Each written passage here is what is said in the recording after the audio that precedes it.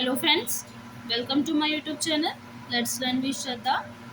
Hope आप लोगों का प्रिपरेशन बहुत अच्छा चल रहा होगा एंड आप लोग सभी लोग बहुत अच्छे होंगे। एंड आप लोगों को जैसे पता है कि सी टेट का हमारा जो एग्ज़ाम मोड है वो चेंज हो गया है। अब हमारा एग्ज़ाम ऑनलाइन ना होगा, ऑफलाइन होगा, दैट इज़ OMR शीट पे पेन वगैरह से। तो कोई नहीं, प्रिपरेशन कंटिन्यू रखिए, चाहे ऑनलाइन हो या ऑफलाइन। हमें तो प्रिपरेशन करनी ही है, एग्ज़ाम्स देने हैं, क्वालिफाई करना है।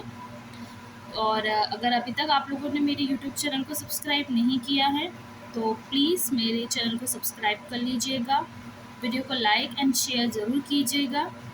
एंड आपके लिए मैं ऐसे ही वीडियोस क्वेश्चन सीरीज़ लेकर आते रहूँगी, तो प्लीज़ थोड़ा सपोर्ट करिएगा।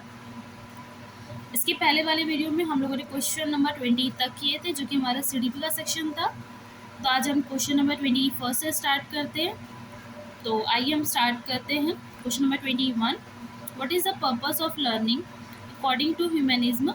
मानवतावाद के अनुसार अधिगम का उद्देश्य क्या है? देखिए, मानवता के बारे में बात कर रहे हैं। ऑप्शंस में है टू एक द स्टैंडर्डाइज टेस्ट, मानकीकृत परीक्षणों को एक करने के लिए, टू फुलफिल वंस पोटेंशियल, किसी की क्षमता को पूरा करने के लिए, टू बिकम एम्प्लॉयबल, रोजगार पारक बनने के लिए, टू अचीव फाइनेंशियल सिक्योरिटी, वित्तीय सुरक्षा प्राप्त करने के लिए। ठीक है, प्रोसेस ऑफ लर्निंग पूछा है अकॉर्डिंग टू द हमारा जो ह्यूमनिज्म या मानवतावाद है। तो हम क्यों करते हैं? क्या हमें स्टैंडर्डाइज टेस्ट या एक रूप या मानकीकृत परीक्षण करना है? नहीं। या हमें एम्प्लॉयबल बनना है, या हमें मतलब रोज़गार चाहिए? तो ये भी नहीं है। या हमारी फाइनेंशियल सिक्योरिटी के लिए होता है? तो ये भी नहीं है। वो इसीलिए किसी की क्षमता को पूरा करने के लिए ये सब चीज़ें जो लर्निंग होती है। तो यहाँ पे हमारा राइट आंसर है to fulfil one's potential, that is question number 21 का राइट आंसर है हमारा option number second. To fulfil one's potential, किसी की क्षमता को पूरा करना।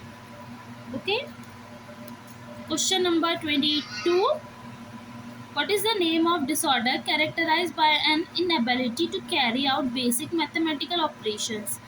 देखिए, लर्निंग डिसेबिलिटी के बारे में क्वेश्चन आया है। ध्यान से रीड कर लीजिएगा, क्योंकि लैंग्वेजेस चेंज हो सकती है। अगर आप लोगों ने ये सारी चीज़ें या आपका कॉन्सेप्ट अच्छा है तो आप देखिए पकड़ लेंगे कि क्वेश्चन में पूछ क्या रहा है। देख लिए यहाँ पे क्या पूछ रहा है। मौलिक गणितीय संक्रियाओं को करने में असमर्थता द्वारा पहचाने जाने वाले विकार का नाम क्या है? लैंग्वेज देख लीजिए, लेकिन यहाँ पे क्या सीधे देख लिए मैथमेटिकल ऑपरेशंस के लिए पूछा गया जा रहा है, और एक दो वर्ड यूज जो हो रहा है उसको देख लीजिए। जैसे डिसऑर्डर के बारे में बात कर रहे हैं मैथमेटिक्स से, तो क्या होगा ये? क्या डिस्कैल्कुलिया होगा, डिस्मॉर्फिया होगा, डिस्ग्राफिया होगा, डिस्कैल्कुलिया होगा? तो देखिए, मैथ्स के लिए अगर लर्निंग डिसेबिलिटी हमें याद करनी है तो मैथ्स में क्या होते हैं? कैलकुलेशंस होते हैं। हमें बस डिसऑर्डर है, डिसऑर्डर में कर लीजिए। डिस्कैल्कुलिया सबसे इजी तरीके से आप याद रख सकते हैं। तो ये रहा डिस्कैल्कुलिया, इसका हमारा राइट आंसर। कैलकुलेशन याद रख लीजिए और डिसऑर्डर, तो हो गया dyscalculia. That is option number 4 जो है हमारा, वो राइट आंसर है यहाँ पे, dyscalculia. Question number 23, what animal was used by Thorndike in his experiment relating to operant conditioning? Thorndike द्वारा क्रिया प्रस्तुत अनुबंधन से संबंधित प्रयोग में किस जानवर का प्रयोग किया गया था? थॉर्नडाइक ने जो एक्सपेरिमेंट किया था ट्रायल एंड एरर थ्योरी वाला ऑपरेंट कंडीशनर में, तो उसमें उसने किस जानवर का प्रयोग किया था? क्या वो हमारा चूहा रैट था, डॉग कुत्ता, कैट बिल्ली, पिजन या कबूतर? तो यहाँ पे जो हमारे थॉर्नडाइक है उनने बिल्ली का प्रयोग किया था, दैट इज़ कैट। आपने देखा होगा कि उसे एक बॉक्स में रख देते हैं, उसके सामने कुछ खाने का रख देते हैं, और खाने के मतलब जो बॉक्स के बाहर है, वो खाने के बाहर जो हमारा बॉक्स है, बॉक्स का में बिल्ली होती है, एंड जो बाहर होता है वो खाना रखा हुआ होता है। तो क्या होता है ना कि वहाँ पे एक चेन जो बटन होता है ना, अगर उस बिल्ली को खींचते हैं तो वो जो गेट होता है वो ओपन हो जाता है। आप लोगों ने रैट कैचर देखा होगा, उसी टाइप का थॉर्नडाइक ने यूज़ किया था। तो क्या होता है, पहले बिल्ली खाने के लिए झटपटाती है, उसको खाना वहाँ तक वो पहुँच नहीं पाती क्योंकि उसे पता नहीं होता है। तो वो वैसे ही थक जाती है और रह जाती है। ऐसे ही वो प्रैक्टिस करते रहती है, तो उसको एक दिन वो बुली जो बटन है जिसको वो खींच सकती है वो दिख जाती है। जैसे वो खींचती है, दरवाज़ा ओपन हो जाता है, बिल्ली खाना खा लेती है। तो उसे ये प्रोसेस पता चल जाती है। तो नेक्स्ट टाइम वो जब ऐसा करती है, तो वो वापस से अपने खाने को बहुत ईज़िली मतलब प्राप्त कर लेती है। तो इसी को जो था ट्रायल एंड एरर थ्योरी का नाम दिया गया था, या ऑपरेंट कंडीशनिंग का। तो किस पे किया था थॉर्नडाइक ने? तो थॉर्नडाइक ने बिल्ली पे किया था, that is cat. Option number C हमारा सही है यहाँ पे। चलते हैं क्वेश्चन नंबर 24 के तरफ। What type of learning did E L. Thorndike propose? E L. Thorndike ने किस प्रकार के अधिगम का प्रस्ताव रखा था? देखिए, अभी हमने ये क्वेश्चन ऊपर किया था, यहाँ पे भी ऑपरेंट कंडीशनिंग के बारे में पूछा गया है। तो यहाँ हम डायरेक्टली इसका आंसर बता सकते हैं। ऑपरेंट कंडीशनिंग जो थॉर्नडाइक ने दी थी, क्रिया प्रस्तुत अनुबंधन, या ऑपरेंट कंडीशनिंग मतलब कुछ भी चीज़ों को करना, क्रिया प्रस्तुत। तो थॉर्नडाइक ने हमें क्या दिया था? क्रिया प्रस्तुत अनुबंधन, operant conditioning. Question number 25। In language development the structural organisation of a sentence is known as dash. भाषा के विकास में एक वाक्य के संरचनात्मक संगठन को डैश के रूप में जाना जाता है। किस रूप में जाना जाता है? फोनीम्स, ध्वनि, सिंटैक्स, वाक्य विन्यास, प्रैग्मेटिक्स, तथ्यात्मक, मॉर्फीम, रूपीन। तो देखिए, क्या पूछा गया लैंग्वेज डेवलपमेंट में? क्या है? भाषा के विकास में एक वाक्य के संरचनात्मक संगठन को डैश बताता है। तो संगठन या एक सेंटेंस के बारे में बात कर रहा है। तो सेंटेंस के लिए हम सिंटैक्स का मतलब इस चीज़ को हम सिंटैक्स बोलेंगे। राइट आंसर है हमारा क्वेश्चन नंबर 25 का बी ऑप्शन, वाक्य विन्यास, that is syntax. Question number 26। Identify versus role confusion happens between the ages of dash. पहचान बनाम भूमिका भ्रम डैश आयु के बीच होती है।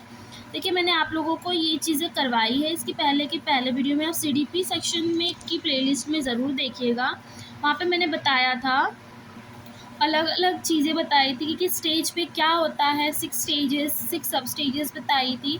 अगर नहीं देखा हो तो उसका PDF मैं इस वीडियो में के लिंक के डिस्क्रिप्शन में दे दूँगी। आप अब हमारे टेलीग्राम चैनल पे देख लीजिएगा, उसका एक पर्टिकुलर पूरा पेज है, आप वहाँ से उसको रीड कर सकते हैं। यहाँ पे ऑप्शंस में दिए हैं 0 to 3, 3 to 6, 6 to 11 and 12 to 20। आपको बता दें, आइडेंटिटी के बारे में बात करिए, पहचान बनाम भूमिका, आइडेंटिटी वर्सेस रोल कन्फ्यूजन। तो जो हमारा रोल कन्फ्यूजन होता है वो हमारा 12 से 20 के बीच में होता है। तो हमारा राइट आंसर है यहाँ पे 12 से 20 वर्ष तक की आयु के बीच। Question number 27। Any changes that happen due to dash is considered as learning. Dash के कारण होने वाले किसी भी परिवर्तन को अधिगम माना जाता है। किस कारणों को? तो देखते हैं, इंजरी, चोट, फैटिक, थकान, मैचुरेशन, परिपक्वता, प्रैक्टिस, अभ्यास। क्या पूछा गया? कौन सी चेंज के कारण हमारा जो परिवर्तन आता है हमारे अधिगम में, तो वो क्या होता है? ना ही इंजरी होगी, ना ही थकान, ना ही परिपक्वता। यहाँ पे हमारा राइट आंसर होगा प्रैक्टिस, दैट इज़ अभ्यास। क्योंकि जितना हम प्रैक्टिस करेंगे उतनी हमारी लर्निंग, हमारा जो भी हम सीख रहे हैं वो स्ट्रॉन्ग होगा। Question number 28। The nature of children is. बच्चों की प्रकृति होती है, बच्चों की प्रकृति कैसी होती है? डिस्ट्रक्टिव, हानिकारक, इमिजिएटिव, कृत्रिम, इमेजिनेटिव, कल्पनाशील, या कंस्ट्रक्टिव, रचनात्मक। आपको बता दें, चिल्ड्रंस की जो बच्चों की जो प्रकृति होती है वो कंस्ट्रक्टिव होती है या रचनात्मक होती है। हमारा राइट आंसर है 4th वाला option. Question number 29। Which of the following is a cue for teacher to understand the aptitude of the children towards learning? निम्नलिखित में से क्या एक शिक्षक के लिए सीखने के प्रति बच्चे की योग्यता को समझने का एक संकेत है? कौन सा ऐसा एक क्यू होगा या ऐसा कौन सा हिंट होगा? देखते हैं। Students answering questions in class. छात्र कक्षा में प्रश्न का उत्तर दे रहे हैं। Students assessment record showing the amount of learning achieved. छात्र आकलन रिकॉर्ड उनके द्वारा सीखी गई मात्रा को दर्शाते हैं। Student giving innovative presentation of their work. छात्र अपने काम की अभिनव प्रस्तुति देते हैं। Students doing their homework regularly, छात्र नियमित रूप से अपना गृह कार्य कर रहे हैं। देखिए एक क्यू या एक हमें जो टीचर्स को हिंट मिलता है कि हाँ बच्चों का जो एप्टीट्यूड है लर्निंग के लिए वो बहुत अच्छा है, या जो सीखने के लिए बच्चों की योग्यता है उसको हम कैसे पहचानते हैं, आंसर करने से नहीं, या रिकॉर्ड्स वो जो असेसमेंट एक टाइम पे बाकायदा कंप्लीट कर लेता है, या उसका अमाउंट ऑफ लर्निंग हम देखेंगे ये वाला, या वो बच्चा होमवर्क रेगुलरली करना है, या बच्चा कुछ चीज़ कर रहा है तो एक इनोवेटिव वे में कर रहा है। तो आपको बता दें जब भी हम बात चाइल्ड डेवलपमेंट की करते हैं तो ये देखते हैं कि बच्चा कितना इनोवेटिव है, नया तरीका अपनाना चाहता है, मतलब बच्चा क्या नए तरीके से काम कर रहा है, हम उस पर ज़्यादा फोकस करते हैं। हमारा मेन कंसंट्रेशन वही होता है कि बच्चा कुछ नया करे, ना कि पुरानी घिसी-पिटी जो चली आ रही है रोल उसी को वापस से रिपीट करे कि हाँ 10 बार लिख के ही बच्चा याद करेगा या 20 बार लिखेगा कॉपी में तभी याद करेगा, ये नहीं। हमें बच्चों को पढ़ाना है या जो उनके लिए डेवलपमेंट करानी है लर्निंग से रिलेटेड तो एक इनोवेटिव वे में होना चाहिए। हम यही एक्सपेक्टेशन भी रखेंगे कि बच्चा भी जो है ना कुछ भी प्रेजेंट करता है तो एक इनोवेटिव वे में हो। तो यहाँ पे इस क्वेश्चन में हमारा राइट आंसर है थर्ड वाला। इसमें यही है कि बच्चा जो भी प्रेजेंट कर रहा है उसके वर्क में वो एक इनोवेटिव वे में कर रहा है। छात्र अपने काम की अभिनव प्रस्तुति देते हैं। तो ये हमारा राइट आंसर है क्वेश्चन नंबर 29 का। Question number 30, which of the following theories of child development is not allied to the stimulus response learning theory? बाल विकास के निम्नलिखित में से कौन सा सिद्धांतकार उत्तेजना प्रतिक्रिया अधिगम सिद्धांत के संबंध से नहीं है? देखिए यहाँ पे बात कर रहा है स्टिमुलस रिस्पॉन्स की, जो एसआर थ्योरी होती है हमारी, एसआर लर्निंग थ्योरी के बारे में बात हो रही है हमारी। तो ये किन्ने दी नहीं है, नहीं पूछा गया। हमारे पास पावलोव थे, जेबी वॉटसन थे, गिसेल थे या हॉल थे।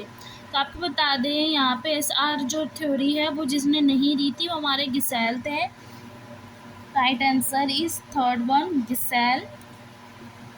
सो फ्रेंड्स हमने क्वेश्चन में एक डिस्कैलकुलिया डिसेबिलिटी के बारे में बात की थी जो हमारी लर्निंग डिसेबिलिटी है।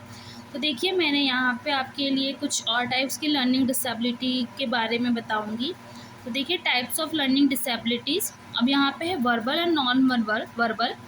वर्बल में हमारी 3 डिसेबिलिटी आती है, नॉन वर्बल में हमारी 3 मतलब टोटल 6 है। ठीक है, डिस्कैलकुलिया जो हमारी मैथ्स या कैलकुलेशन से रिलेटेड होती है, डिस्ग्राफिया जो हमारी राइटिंग प्रोसेस है, किसी की हैंड राइटिंग प्रोसेस होती है, जो हमारी फाइन मोटर स्किल्स को अफेक्ट करती है वो हमारी डिस्ग्राफिया। देखिए ग्राफिया याद रख लीजिए तो राइटिंग से आप समझ जाएंगे कि जहाँ पे भी राइटिंग या हैंड राइटिंग या फाइन मोटर स्किल्स के बारे में कि तो वहाँ ग्राफिया वर्ड आप याद रखिएगा तो वो डिस्ग्राफिया हो गया। अब बात देखिए डिसलेक्सिया, तो जो रीडिंग प्रॉब्लम होती है बच्चा सही से पढ़ नहीं पाता वो डिसलेक्सिया लर्निंग डिसेबिलिटी होती है उसको। अब नॉन वर्बल के बारे में बात करते हैं, ADHD जो होती है हमारे attention deficient hyper activity disorder होता है। इसमें क्या होता है बच्चा या तो बहुत ज़्यादा फोकस्ड हो जाता है, उसकी बहुत ज़्यादा एक्टिविटी हाइपर होती है, ये बहुत ज़्यादा ना स्पेशल बोल सकते हैं गिफ्टेड स्टूडेंट्स होते हैं। अब बात करते हैं डिस्प्रेक्सिया के बारे में। इसमें क्या होता है ना बॉडी का कोऑर्डिनेशन सही नहीं होता है, जो वो बोलना चाहते हैं ना उनका आई कांटेक्ट सही होता है ना बॉडी लैंग्वेज सही होती है। तो ये हमारी डिस्प्रेक्सिया जो डिसेबिलिटी है वो है। अब ऑटिज़म को बोलेंगे तो ऑटिज़म में क्या होता है ना बच्चा आई कांटेक्ट नहीं कर पाता है, टीचर से बात कर रहा, पीयर से बात कर रहा तो बच्चा आई कांटेक्ट नहीं कर पाता है, तो ये हमारा ऑटिज़म के कारण होता है। तो देखिए ये रहे कुछ डिसेबिलिटीज़ जो कि मैंने आपको बताया था कि जो लर्निंग डिसेबिलिटी के बारे में जो क्वेश्चन आया था डिस्कैलकुलिया मैथ्स मैथमेटिकल से रिलेटेड आया था। तो बाकी की ये रही हमारे पास कुछ डिसेबिलिटी और। तो फ्रेंड्स ये रहे आज के हमारे कुछ 21 से 30 questions up to 30 question. Hope आप लोगों को जो क्वेश्चन के कॉन्सेप्ट है वो समझ में आए होंगे, लर्निंग डिसेबिलिटी समझ आई हो। और अगर आप लोगों को आई हो तो प्लीज़ मेरे चैनल को सब्सक्राइब कीजिएगा, बेल आइकन को ज़रूर दबाइएगा। एंड जो भी PDF है वो मैं टेलीग्राम चैनल पे अपलोड कर देती हूँ, आप लोग वहाँ से डाउनलोड कर लीजिएगा।